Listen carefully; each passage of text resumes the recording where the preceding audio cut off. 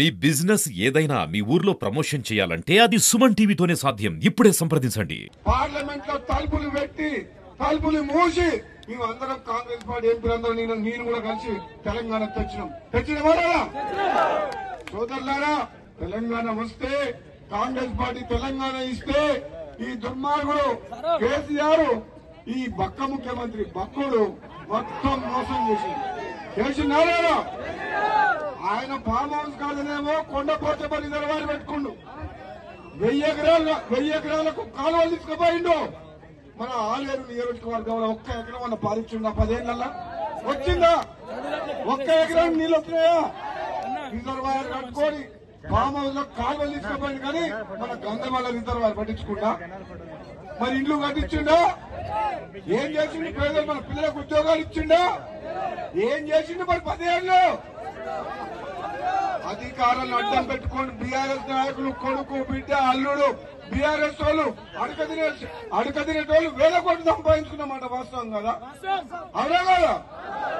ఈ రోజు మద్యం కుంభకోణంలో కవితమ్మ పోయి చేయలేదా? వచ్చే సంవత్సరం బతుకమ్మ కవితమ్మ ఎక్కడ ఆడుతుంది? ఏ జైల్లో? నేను ఎప్పటి నుంచో చెప్తున్నా లేదా? కాంగ్రెస్ పార్టీ ఎమ్మెల్యేలను తీసుకుపోయినావు బిడ్డ, నిన్ను గద్దె దించే వరకు నిద్రపోను. నీ బీఆర్ఎస్ పార్టీ బొండ పెడతా అని చెప్పినావు. ఉండదా బీఆర్ఎస్ పార్టీ? కారు రిపేర్ కి పోయింది, గ్యారేజ్ కి మళ్ళీ వస్తుందా? రాదు. వచ్చే 20 ఏళ్ళు మన కాంగ్రెస్ పార్టీ అధికారంలోకి ఉంటుంది. మన కాంగ్రెస్ పార్టీ తెలంగాణ ఇచ్చిన పార్టీ. ఇది పేదోళ్ల పార్టీ, బడుగు బలహీన వర్గాలకు న్యాయం చేసే పార్టీ. ఏ పార్టీ? మరి కాంగ్రెస్ పార్టీ అభ్యర్థి. ఈ రోజు మన బీఆర్ఎస్ వాళ్ళు బీజేపీ వాళ్ళు ఏమంటున్నారు? వాళ్ళు అధికారం పోయిన తర్వాత జీర్ణించుకోలేకపోతున్నారు, నిద్ర పట్టలేదు అధికారం లేకపోతే.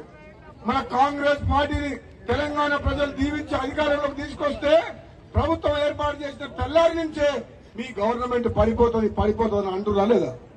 పడగొడతాం అంటున్నా లేదా? మరి మన ఇటువంటి సమయంలో ఏం చేయాలి? మన ఢిల్లీలో మనం పార్లమెంట్ సభ్యులు చామల కిరణ్ కుమార్ రెడ్డి గారిని తమ్ముడిని గెలిపించాలి. మన ముఖ్యమంత్రి గారు ఏమంటున్నారు?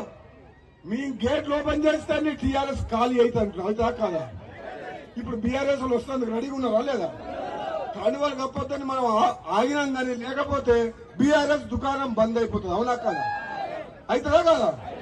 కేసీఆర్ ఈ మధ్య కాలంలో బిడ్డ మీద ప్రేమ లేదు, బిడ్డను చూస్తేందుకు ఢిల్లీకి పోలే, కానీ బస్ వేసుకొని ఆ ఓడిపోయిన వాళ్ళందరూ నెమ్మది పెట్టుకొని మన ప్రచారం మొదలుపెట్టింది. ఎవరైనా తండ్రికి బిడ్డ మీద ప్రేమ ఉండాలి నమ్మద్దా? ఢిల్లీకి పోయి చూసి వచ్చిందా? మన పిల్లలకి ఏమైనా అయితే మనం ఏడుస్తాం. అవునా కాదా? అంటే మనసుందా? రాయి ఉండేనా? ఆయన పదవి ముఖ్యంగా, కానీ బిడ్డ ముఖ్యం కాదు. అంతేనా కాదా? మన నేను ఒక వీడియోలో చూసిన, యూట్యూబ్ లో బస్సులో మందు గ్లాస్ పెట్టుకొని తాక్కుంటూ పోతుంది. చూసిరా మీరు? చూసిరా? 90 పెట్టుకున్నాడు, గ్లాస్ ముందర పెట్టుకుని బస్సులో తాక్కుంటూ పోతుండు. నిద్ర పట్టలేదు, తాకుంటే చేతులు కాళ్ళు వణుకుతున్నాయి. అధికారం పోయింది. రేపో మాపో కేసీఆర్, కేటీఆర్, హరీష్ రావు వీళ్ళు ముగ్గురు కూడా జైలుకు పోతారు. పోరా? నేను ఊకుంటారా? పోకుంటే నేను ఊకుంటారా? నేను వదిలిపెడతానా?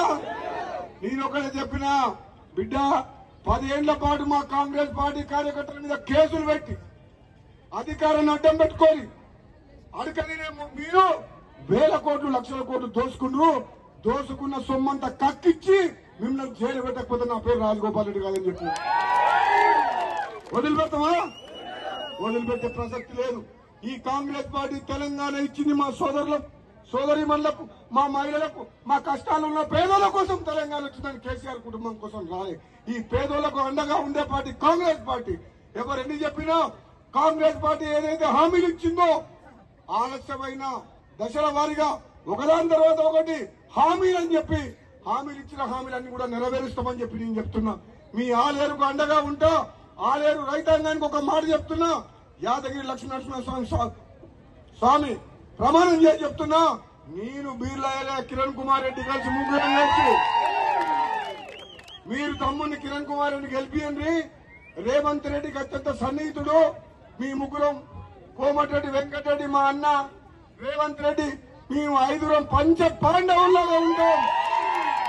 మీ ప్రాంతాన్ని సస్యశ్యామలం చేస్తాం. మీ ఊళ్ళలోకి రోడ్లు వేపిస్తాం. ఇండ్లు లేని వాళ్ళకి ఇండ్లు ఇస్తాం. పెన్షన్ లేని వాళ్ళకి పెన్షన్లు ఇస్తాం. కొత్త రేషన్ కార్డు ఇప్పిస్తాం. ప్రభుత్వ బడులు, ప్రభుత్వ ఆసుపత్రులు బ్రహ్మాండంగా చేసి ఈ పేదలకు అండగా ఉంటామని చెప్పి నేను తెలియజేస్తున్నా.